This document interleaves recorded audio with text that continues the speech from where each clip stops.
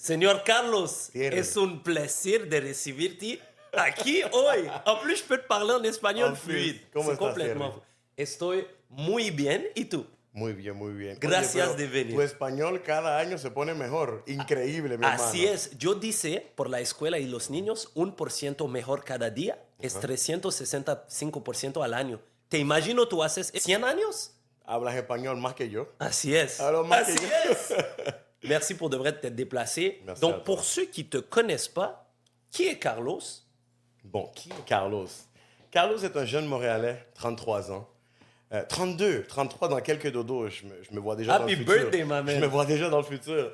Alors, bon, écoute, parents immigrants. Papa dominicain, République dominicaine, maman du Chili. Moi, je suis raised and born here, Montréal, jusqu'à les eaux. Et puis, c'est ça. Ça, c'est une petite introduction brève de moi. Alors, parle-moi un peu plus de ton enfance, puis les valeurs que tes parents t'ont transmises qui font en sorte que tu es le Carlos que tu es aujourd'hui. Ben, je te dirais que j'ai eu une des plus belles enfances. Une des plus belles enfances, pourquoi? Parce que j'ai grandi avec l'amour d'une famille. Merci Dieu. Qu'est-ce qui est tricky, par contre, c'est qu'on a grandi dans les appartements du gouvernement. OK? On n'avait pas nécessairement les ressources quand on était plus jeunes, moi et mes sœurs. Donc, on a grandi comme ça, mais ce qui m'a amené à avoir une appréciation envers une communauté. On a toujours vécu en communauté c'était des appartements du gouvernement, Iberville, Masson. Et puis, beaucoup de locataires, beaucoup d'entraide. Vraiment, le fait de, il me manque du sucre, va voir la voisine, c'est la réalité que j'ai vécue. Donc, c'était une des plus belles enfances que j'ai eues. Nice. Puis, si tu reviens à tes parents, mettons, c'est quoi les valeurs fondamentales qui t'ont laissé, papa ou maman, qui marquent la personne que tu es aujourd'hui? Y en a-tu une ou deux qui ressortent de plus? Je te dirais l'humilité. Humilité. L'humilité, c'est vraiment clé chez moi. Plus je grandissais, plus je voyais que, OK, on ne manque pas nécessairement de nourriture, on ne manque pas de rien. Alors, et j'entendais, parce que mon père est très influent dans la communauté dominicaine, ah, ton père ci, ton père ça. Alors, j'étais comme, OK, there's something I might don't know. Parce que mon père, il n'a jamais shine. Il n'a jamais shine. C'était jamais une personne qui se vendait comme, oh shit, le plus nice, le plus... Non, il n'y avait jamais shine. Et puis, avec les gens qui avaient, disons-le comme ça, moins que lui, il était toujours à leur niveau, toujours humble, toujours gentil. Il donnait au suivant. Donc, je te dirais vraiment, c'est l'humilité. Comme, peu importe qui que t'es, tu parles à un être humain, t'es à son niveau. Les deux, on peut côtoyer les deux. Tu peux m'apprendre quelque chose comme je peux t'apprendre quelque chose. Tu vois? Donc, j'ai avec ça, l'humilité. Wow, c'est Ouais. une très belle valeur. Puis, je sais pas si ça t'est déjà arrivé, mais j'ai comme l'impression que une fois que, exemple, première génération, ils ont immigré, Ouais. là, ils viennent ici, ils ont certaines ressources, que ce soit ici en retournant là-bas. Maintenant, justement, au lieu de rester humble et de garder cette connexion-là, là, maintenant, c'est comme si, bon, moi, je suis du Canada, j'ai des ressources. Toi, Dominicain qui fait le ménage, je te regarde de bas. Exact. Pourquoi est-ce que tu penses qu'on a ça? Honnêtement, je pense que c'est une question d'éducation. Je crois que c'est une question d'éducation, puis c'est quelque chose qui se transmet. Je crois que en étant dans ma famille, et puis, tu vois, en côtoyant des membres de ma famille, je vois que dans ma famille, il y a beaucoup d'entraide, il y a beaucoup you know, tu sais, on respecte l'autre. N'importe qui, on va dire, je te parle en République dominicaine, quand je vais visiter mon oncle, peu importe qui passe devant chez lui, qui a faim ou qui s'arrête, mon oncle il va dire, veux-tu un verre d'eau? Veux-tu un verre de jus? As-tu mangé? Alors, je crois que c'est quelque chose qui a été transmis à mon père et puis qui a été transmis après à nous. Et puis ma mère, évidemment, elle a adopté. Et puis, je pense que Wow. je pense que c'est éducationnel. Là, vraiment. Ouais. That's beautiful. profond. Puis je pense que dans notre système d'éducation, puis je vais faire beaucoup de parallèles, comme Ouais. tu sais, c'est ça qui me passionne. Exact. Il y a comme le concept, exemple, des notes. Où est-ce que dès un jeune âge, on te met à te comparer qui vaut plus que l'autre. Exact. Ensuite de ça, même dans l'école, je voyais que certains enseignants, parce qu'ils ont un diplôme, nanana, ils regardaient le concierge de haut. Donc je me dis, mais si on est constamment exposé à ce genre de truc, ben c'est sûr qu'après, on va le reproduire. Exact. Alors que dans ton cas, si dès un jeune âge, on met l'humilité de l'avant, ben nécessairement, Carlos qui voit son père qui est connecté avec la communauté, peu importe leurs ressources qui leur parlent, nanana, Exact. ben lui, il va pouvoir l'appliquer. Et je pense que t'es papa, donc c'est peut-être quelque chose aussi que tu vas vouloir 100%, transmettre à tes 100%, enfants. 100%. Moi, écoute, mes enfants... Ben écoute, j'ai un petit garçon, j'ai un petit bambin de 3 ans, que maintenant, dès son jeune âge, je suis pas en train de le gaver de jouets, là, en train de le gaver de tout ce qu'il veut. Papa, si, parce qu'à 3 ans, il comprend pas, mais il est capable de demander qu'est-ce qu'il veut. Alors, je veux tous les déguisements. Ça, c'est une petite anecdote en ce live, moment, là, de ouais. live. Je veux tous les déguisements en flash, si, lui, l'autre. Je dis, mais t'en as déjà 2. Pourquoi t'en as besoin de plus? Sors-moi un argument. Si t'es capable de me convaincre, on va négocier dès un jeune âge, tu vois? Si t'es capable de me convaincre de pourquoi t'as besoin de autant de costumes, on va trouver un arrangement, mais... Ben papa, si je vais à une maison puis je vais avec un déguisement, ils vont me donner des bonbons. Mais si je passe avec 10 costumes, je peux faire 10 bonbons sur chaque maison. Quand il sera rendu là, on en parlera. You know? C'est ça ma réalité dans ce moment. Puis, je sais que tu attends aussi un deuxième. Un Félicitations deuxième enfant, encore. merci Dieu, oui. Qu'est-ce que ça a changé dans ta vie, le fait d'être papa? Ouf, ça l'a tout changé. Tout d'abord, c'est ma plus belle réussite d'avoir fondé une famille que je peux dire aujourd'hui haut et fort, c'est ma famille. C'est quelque chose que j'avais visualisé. C'est quelque chose que j'avais journalé. Je l'avais vu en 2019, comment j'allais être aujourd'hui. Donc, en tant que père aujourd'hui, j'ai tellement de responsabilités, mais à la fois, j'ai eu une des plus belles éducations. Donc, je sais que ça ne va pas être compliqué redonner à mon petit garçon, à mes petits garçons, parce que ça va être un deuxième garçon qui s'en vient. Puis, tu as touché le point du succès. Ouais. J'ai l'impression, en 2025, que la connotation du succès, elle est biaisée. On a beaucoup de médias sociaux, beaucoup de comparaisons. On pense que le succès, c'est ce qu'on voit chez les autres, la portion qu'ils nous montrent sur leur story, leur voyage, leur matériel. Calculable. Exact. J'aimerais savoir, pour Carlos, c'est quoi la définition du succès? La définition du succès pour moi, Thierry, vraiment, c'est de se connaître soi-même. Parce que quand tu peux te connaître toi-même, tu vas aller vers des choix où est-ce que tu vas être en plein contrôle. Tu vas aller vers des choix que ça ne va pas être des mauvais choix. Ça va être des choix qui vont être les tiens, choisis par toi et non pas par une société qui t'a guidé. Tout le monde aime une Ferrari. Oui, c'est vrai que sont belles les Ferrari, mais est-ce que tu aimes vraiment les Ferrari? Est-ce que tu as déjà conduit une Ferrari? Comment c'est dur, puis tu sens toutes les bosses? Qu'est-ce qui te passionne? C'est le statut ou vraiment j'aime l'histoire de Ferrari? Alors, je me dis, se connaître soi-même va ouvrir la porte vers ton succès. Parce que si tu ne te connais pas toi-même, déjà en partant de la fondation, selon moi, selon ma définition, tu ne vas pas connaître le succès si tu ne te connais pas toi-même avant. Donc, si on apprend à se connaître, chacun techniquement a son succès qui est différent et c'est correct. Exactement. Je reviens encore à notre système d'éducation. On nous a vendu ce qui était le succès. Donc là, notre identité s'est formée à ce qu'on nous a vendu. Donc là, quand on ne l'atteint pas de la manière dont ils nous l'ont dit, on pense qu'on n'est pas successful. Pourtant, si je prends mon expérience au Mexique ou en République même, le succès pour un Mexicain peut être de rentrer à la maison, comer con su familia, Exact. tiene un seguro para dormir y ya. Et c'est un très beau succès. Et c'est un fucking beau C'est succès. un beau succès. Exactement. Le fait de pouvoir accomplir ses objectifs alignés avec ses valeurs internes, pour moi, c'est ça. Exact. Et Totalement d'accord. c'est différent pour chaque personne. Ouais. Maintenant, Carlos est aussi un entrepreneur. Exact. Parle-moi de ton entreprise et de ce que tu fais. Bon, Thierry, puisque, comme je l'avais dit, je viens d'un père qui a... Ben non, je ne l'avais pas dit. Mon père a toujours été entrepreneur. Par la suite, quand la situation économique s'est redressée, j'ai toujours depuis usure de connaissance que mon père, il était dans les commerces et il y avait des business. Alors, aujourd'hui, Carlos, moi, Jean-Carlos Santana, je suis la deuxième génération d'une entreprise qui s'appelle Pneus Jarry, située au 84-90 sur la 10e avenue. On se spécialise dans la vente de pneus neufs et usagés. On a commencé dans l'usager. Depuis, on vend du neuf, on vend vraiment tout ce que le client demande. Il n'y a plus de limite, mais toujours dans le domaine du pneu. OK, parfait. Donc, si je comprends bien, l'entreprise, elle est spécialisée en pneus. C'est parti de ton papa. Exact. Puis là, toi, tu es la deuxième génération maintenant qui prend le relais. 100%. Pour avoir été plusieurs fois, il me semble que papa est encore là. Ah oui. Selon toi, qu'est-ce qui fait en sorte que malgré l'âge qu'il a, le travail qu'il a mis, les heures, qu'est-ce qui fait qu'il revient encore? Parce que je trouve ça beau. C'est la passion, Thierry, c'est la passion. Moi, je crois que un homme d'affaires ne va jamais prendre sa retraite ou ne doit jamais prendre sa retraite. Je pense qu'un homme d'affaires veut toujours ajouter une valeur, se sentir utile, que ce soit répondre à un appel. Mon père va toujours le faire. Il va toujours venir au garage, dire bonjour à sa clientèle.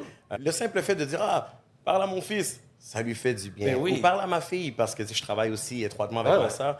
J'ai ma sœur qui est avec moi. Alors, je te dirais qu'un homme d'affaires ne prend pas sa retraite. Un homme d'affaires est toujours dans le milieu, est toujours en train de créer une valeur. Puis tu sais, encore là, le concept de retraite. On nous a vendu que la retraite, c'était quoi? 65 ans, 70 ans, où est-ce que là, tu peux profiter de la vie? Exact. Pour moi, c'est un misconception. Oh oui, oui, 100%. Chaque jour qu'on se lève, qu'on ouvre les yeux, we should be grateful to be able to add value. Est-ce qu'à 65 ans, je vais faire les mêmes choses qu'à 30? Probablement pas. Mais cette conception de cercueil qui est la retraite, que j'arrête d'apprendre, j'arrête de contribuer, puis I'm on stand-by. Ouais. Tu vas stand-by combien? Ouais, exactement. Moi, je veux vivre jusqu'à 100 ans. Fait que si aujourd'hui, à 35 ans, je peux me permettre que l'argent travaille pour moi de collecter, je vais faire quoi pour les 65 prochaines années de ma vie? Non, c'est impossible. Donc, puis je te le répète, je suis tellement fier à chaque fois que je viens dans ton entreprise de voir le familial, Exact. de sentir ce sentiment, cette communauté. Tu parles aux clients, peu importe leur classe sociale, peu importe leur voiture, I see the same Carlos that wants to help him 100%. with his tires. 100%. Je vois papa, je vois ta sœur qui est en arrière, qui collecte Exact. les clients, justement. Les négociations, c'est vraiment le fun de voir une famille qui travaille ensemble. Puis je t'avoue que moi, de mon côté, c'est quelque chose que j'aurais aimé avoir. Puis je vous regarde, puis je suis inspiré. Merci. Dans le sens où je ne travaille pas de façon étroite avec ma famille parce qu'ils ont leur propre bagage, puis tout, puis je le respecte. Mais j'aurais aimé ça. Fait que à chaque fois que je rentre, je vois ta soeur qui me collecte, je suis comme I love it. C'est cool. Puis là, je vois Honnêtement, papa qui est là, puis C'est ça. c'est vraiment beau à voir. C'est cool. C'est un challenge quand même. C'est pas facile, tu vois, parce que chacun, comme tu dis, a son bagage. There you go. Chacun a sa limite. Chacun a qu'est-ce qu'il laisse passer ou qu'est-ce qu'il laisse pas passer. Mais à la fin de la journée, c'est la communication. La communication est clé et je pense que c'est cette valeur ajoutée que j'ai ramenée à la business. C'est que on communique. Tu sais, aujourd'hui, on communique. Qu'est-ce qui va pas? Parle-moi-en, tu comprends? Papa, il communiquait pas, lui. Papa, c'est my way, or... Tu comprends? Yeah. Alors, tu vois, j'ai été capable de rendre un papa plus doux, de rendre, comment confiance. On va, tu vois, j'ai la même vision que toi. Alors, j'ai été capable d'emmener cette communication-là à l'entreprise qui a fait que, OK, you know what, maintenant, on travaille dans un établissement où est-ce que, tu sais quoi, toi, t'es mieux avec les personnes âgées, va voir là. Toi, je pense que tu es mieux avec tel type de personne, va ici, toi. Et puis, ça fait un bon climat. Tu sais, personne se marche sur les pieds. Sur les pieds. Puis je pense aussi que qu'est-ce qui est beau dans ce que vous faites, c'est qu'il y a, oui, cette communication-là qu'on ressent quand on vient se faire servir chez vous, mais je ressens aussi que fondamentalement, tout le monde veut aider. Exact. C'est pas juste je te vends ton pneu, Exact. ou je te change tes roues, c'est je regarde ta situation, c'est quoi le mieux pour toi, 100%. puis c'est ce qui fait que je pense que vous avez développé votre business, la clientèle. J'aimerais que tu me parles maintenant de c'est quoi le plus gros défi que tu as eu avec ton entreprise Pneus Jarry, que ce soit la passation ou même dans la croissance de l'entreprise. Je te dirais que c'est vraiment ça, la passation. Parce que, tu sais, en ce moment, je travaille avec un vieux coq. Le coq est encore dans le poulailler, là. Il est encore, il est encore là. Donc, quand j'étais plus jeune, quand j'étais un entrepreneur en devenir ou tu vois, en ascension, je voyais que c'était dur. Le monsieur Santana, là, il était pas pliable, il était pas malléable, le monsieur, là. Alors, à un certain moment, j'ai dit, you know what? Je vais essayer le tout pour le tout. Papa, I'm out. Je suis parti étudier la technique policière. Alors, je suis parti quelques années à Ottawa étudier en technique policière parce que ça allait vraiment avec mes valeurs. J'ai étudié là-bas et c'est là que j'ai vu papa. Il disait, OK, au début, c'était comme, OK, vas-y, fais ta vie, c'est correct. Après ça, c'est comme, c'est quand tu reviens. C'est quand... Alors, j'ai vu que, il avait besoin de moi.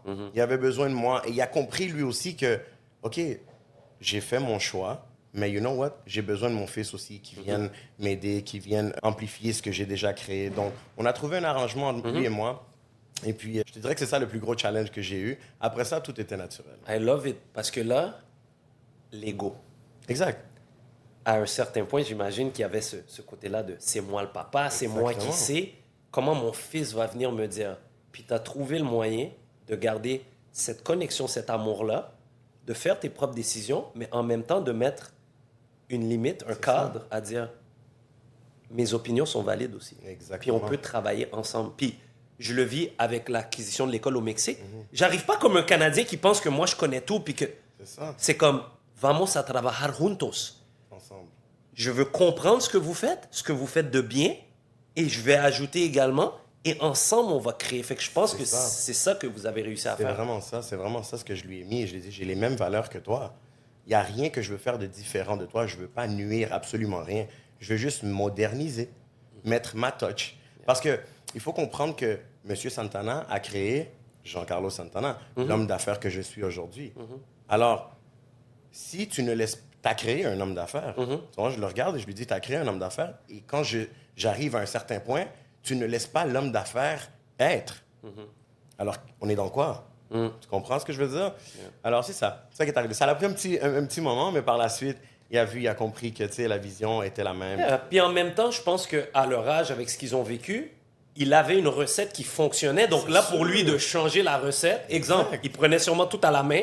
Puis là, toi, tu arrivé avec des systèmes, technologies, T'as là, compris? là c'est la peur de l'inconnu. Ouais. Et là, tout vient. Mais finalement, lorsqu'on s'ouvre à cette jeunesse créative, il y a quelque chose à faire. Fait que Quelque chose à faire. j'imagine que c'est peut-être quelque chose que tu vas pouvoir transmettre aussi, toi aussi. 100%. Et puis moi, quand ça va être mon tour, c'est sûr que quand mon petit va me dire, papa, c'est pas comme ça qu'on fait ça, c'est avec du AI.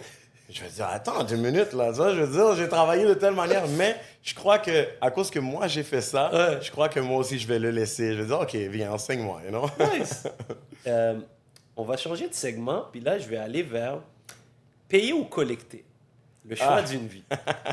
Pourquoi je t'en parle? Parce que ça va être le titre de mon livre. Je ne l'ai pas commencé, mais au-delà des écoles, je veux vraiment laisser quelque chose qui me dépasse, puis que mon savoir puisse être lu, entendu à d'autres, puis ça a vraiment marqué ma vie, payer ou collecter le choix d'une vie. Dans le sens où je grandis mère monoparentale, je vois ma mère qui paie un loyer, elle fait pas de business, rien. J'étais uniquement sur payer. Exact. On m'a jamais appris que collecter existait. Donc, qu'est-ce que toi, ça te dit, payer ou collecter le choix d'une vie? Qu'est-ce que ça résonne dans toi? Ça résonne totalement Thierry. Ça résonne seulement Thierry, you know? Mais pour répondre à ta question, je te dirais que payer ou collecter, OK? Avant tout, je prône vraiment le fait de se connaître soi-même, OK? Parce qu'il y a des gens que, c'est correct, ils veulent pas des responsabilités. Alors, ils sont corrects avec un rent et ils payent leur rent. Tu comprends ce que je veux dire? Mais quand tu te connais à l'intérieur et tu dis, you know what? Moi, je veux arriver à des fins, je veux que ce soit mon véhicule. D'ailleurs, c'est un exploit que toi, tu as fait, c'est que, oui, tu utilises l'immobilier, mais c'est ton véhicule pour arriver à ton rêve qui était d'une école. Donc ça, je le respecte à 100, tu comprends? Et parfois, à chaque fois qu'on parle, toi et moi, des fois, on ne touche même pas le sujet de l'immobilier. Non. Tu comprends? Et c'est ça ce que des fois, je parle à mes proches, je dis comme, on parle de temps en temps, mais on ne touche pas le sujet de l'immobilier parce que l'immobilier, c'est le véhicule. C'est pas nécessairement ce que ma passion et puis non, ta passion, c'est comme moi avec les pneus. Est-ce que je suis passionné de vendre le pneu le plus rond? Non. Moi, je suis passionné d'aider les gens. Les gens qui viennent à mon garage, chaque situation est une situation différente. Alors, je vais prendre le temps avec toi. Dans une situation, dans une vie de Amazon qu'on a toutes avec un clic, moi, je veux être la différence. Je veux être le humain à humain. C'est quoi tes besoins? Combien de kilomètres tu fais? Tu vois, je veux dire, tu rentres pas dans un concessionnaire et c'est comme, oh, monsieur, oui, 4 pneus neufs Michelin, carte de crédit. Ouais. Non, je veux... Pourquoi? Parce que moi, ma passion, c'est d'aider les autres. C'est d'aider et trouver une solution avec toi ensemble qui va t'aider à tu sais, pas trop affecter tes poches. Parce que je connais ma clientèle cible aussi. Ouais. Alors, c'est ça Ok. ce que je te dirais. Ça serait vraiment comme se connaître avant et après décider. Tu veux collecter ou tu veux payer? Parce que les deux, c'est correct. There you go. You know? Ce que moi, comme je dis, que je veux amener, c'est... Je veux amener la connaissance pour que chacun puisse prendre un choix éclairé. Éclairé, Ce merci. que je reproche, Ouais. c'est que je n'ai pas eu un choix éclairé. On m'a dirigé volontairement vers une seule voie, alors que mon moi intérieur était un entrepreneur né. Totalement. Et en plus de ça, comme je te dis, je suis sûr que tu es grateful d'être né dans une famille entrepreneuriale avec ton père et 100%, tout. oui, oui, oui, oui. Moi, ma mère, quand je voulais investir en immobilier, elle m'a dit, t'es jeune, t'es noir, les gens ne te paieront pas. Donc moi, je pars de loin. Mais c'était de l'amour. Elle voulait me Exact. protéger. Donc, maintenant que tu as débuté en entrepreneuriat, l'immobilier aussi est venu prendre une place. Fait que parle-moi un peu de ton parcours en immobilier. Mon parcours en immobilier est particulier quand même. Parce que, comme je te dis, encore une fois, je vais le répéter 1000 fois, se connaître soi-même. Moi, quand j'ai décidé de faire le saut en immobilier, c'est parce que j'ai payé un mentor aux États-Unis. Parce que écoute, il y a quelque chose qui ne marche pas avec moi, là. Je veux dire, je ne peux pas aimer qu'est-ce que tout le monde aime. Et je sais que je suis différent. Et je le sais qu'il y a des fois que mes amis vont vers cette direction-là. Et pour moi, ça ne fait aucun sens. Alors, j'ai fait un petit cours qui consistait à essayer d'éteindre la petite voix faible à l'intérieur de toi. Tu vas prendre des douches froides, se réveiller tôt en 3 secondes. J'avais fait un challenge, c'était 5 items que je devais cocher chaque jour et qui te donnaient un Iron Mentality, OK?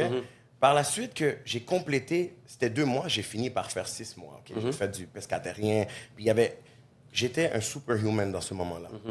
Et à ce moment-là, j'ai fait comme, oh, wow, OK, ça, j'aime pas ça, donc je le fais pas. Ça, je le fais.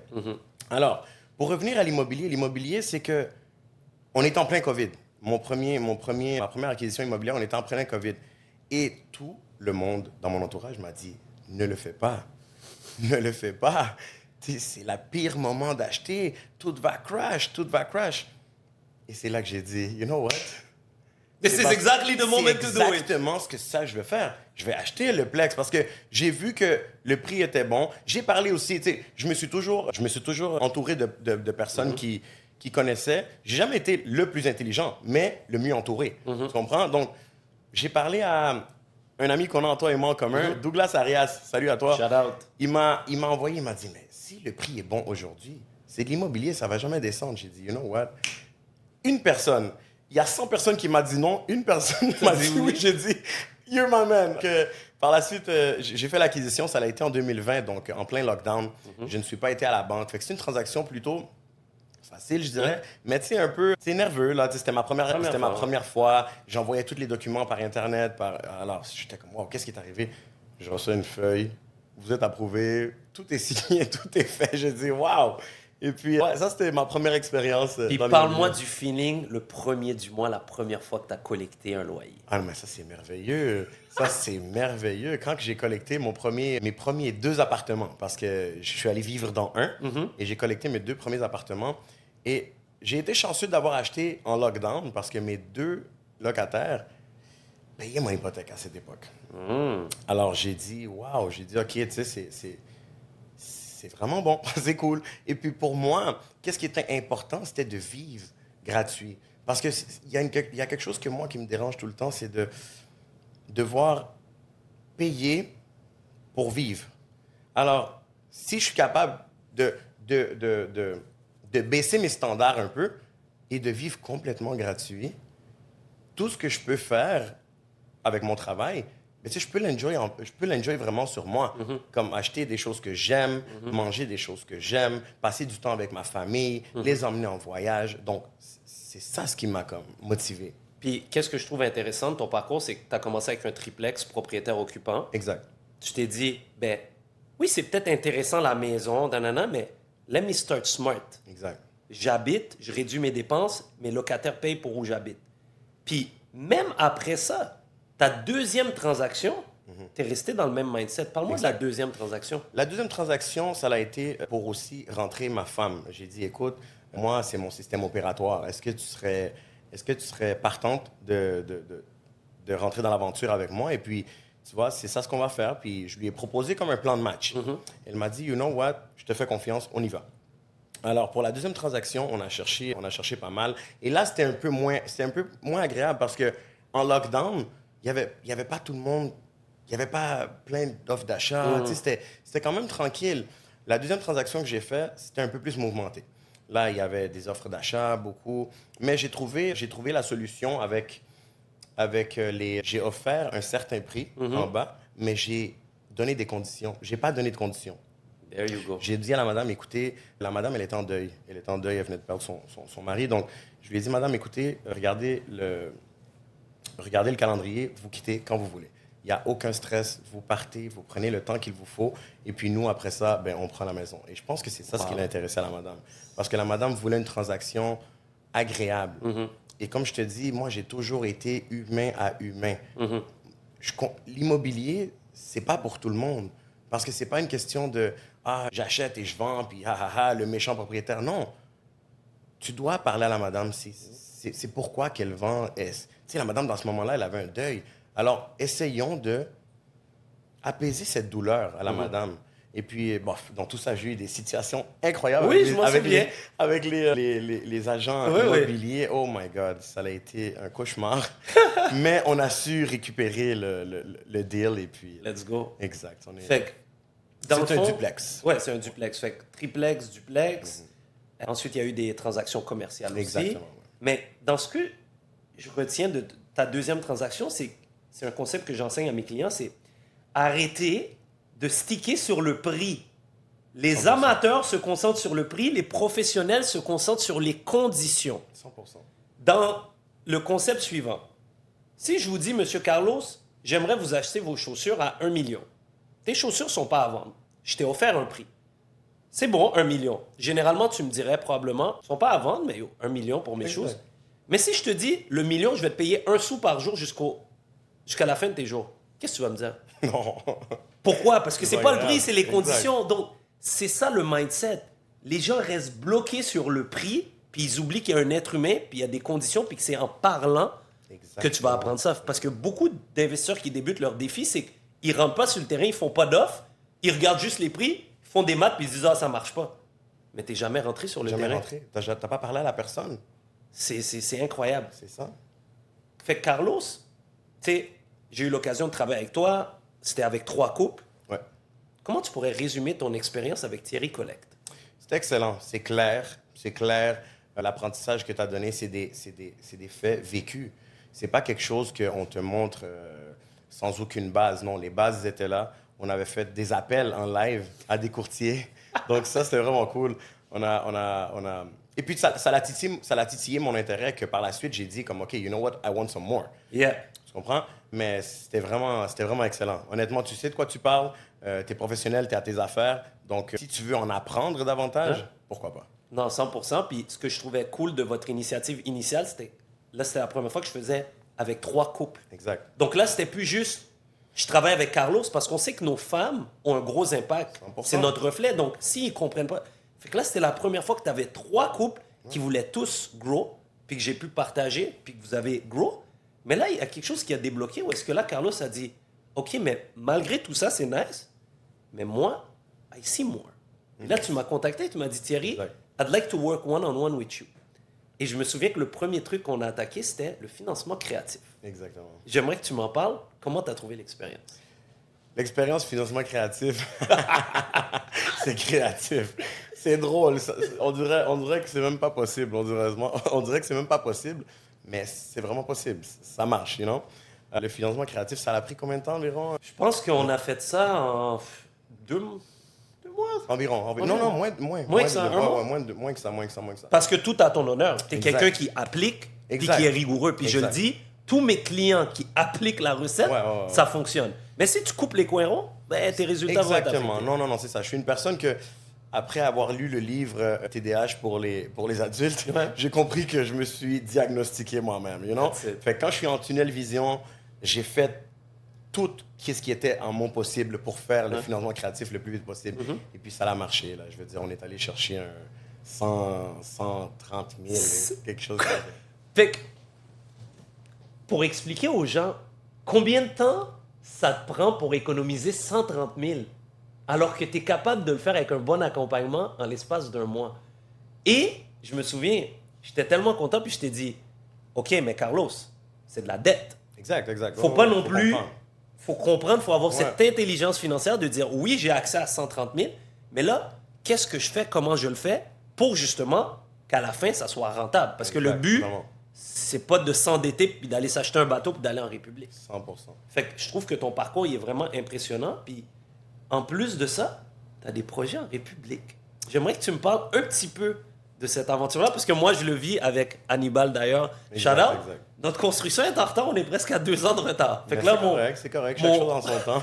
exact. Mon niveau de patience, il est à l'épreuve, mais je me dis, lentement mais sûrement. Lentement, mais sûrement. Écoute, sur le terrain de République dominicaine, j'ai décidé de moi commencer à aller prospecter, voir comment ça fonctionnait là-bas. J'ai vu qu'il y avait des belles opportunités.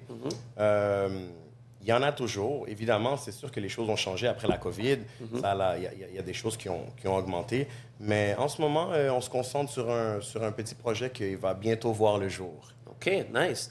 Puis, qu'est-ce que tu pourrais me dire par rapport à... Parce que j'en ai qui me disent, ah, OK, c'est nice le Québec, mais ils aimeraient peut-être investir à l'étranger. Ce serait quoi les conseils que tu pourrais donner à quelqu'un qui serait peut-être intéressé soit au Mexique, République, ou juste à investir à l'international, selon toi?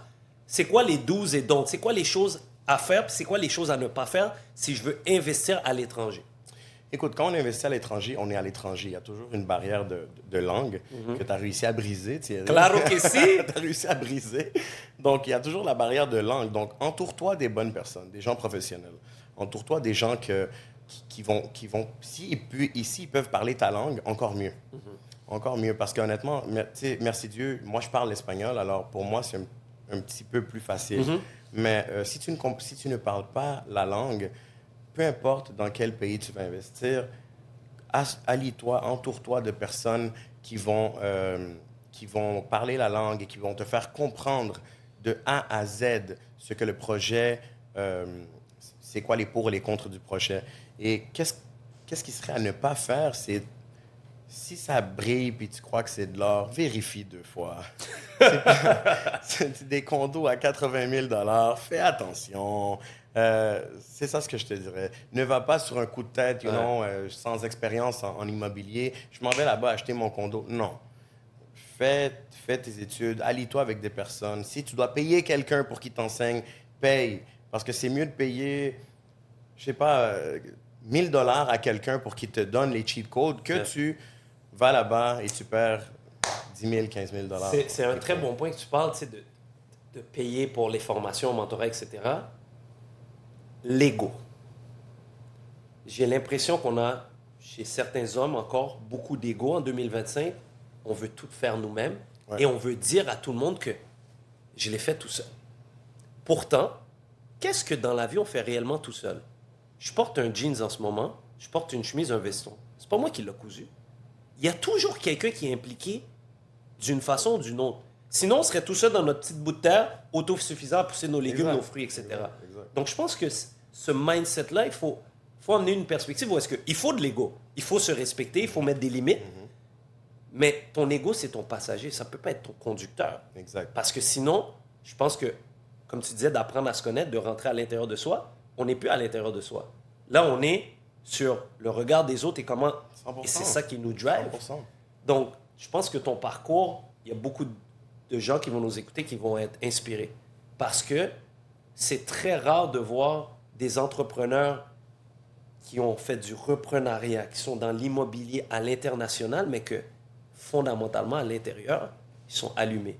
Puis, ce que j'apprécie le plus de toi, Carlos, puis tu l'as dit tantôt, souvent qu'on se parle, mettons, on parle 10 minutes, on va parler 1 à 2 minutes d'un défi de business, 8 minutes, c'est que de la spiritualité. Exact. On a toujours des conversations profondes sur notre moi intérieur. Exact. Puis je pense que je t'ai parlé de ma retraite que j'ai fait en silence. Oui. Le mantra, c'était « Who am I if I have nothing to do and nowhere to go? » Et je te dirais qu'aujourd'hui, je l'imbibe tout le temps. Je me pose toujours la question, mais c'est qui est là?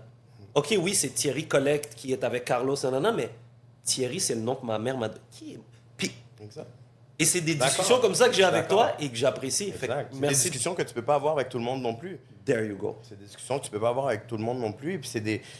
Encore une fois, je le répète 1000 fois, se connaître à l'intérieur avant de faire quoi que ce soit, c'est le plus important. Quand j'ai fait mon challenge, moi, de Iron Mind, je me brisais à chaque jour.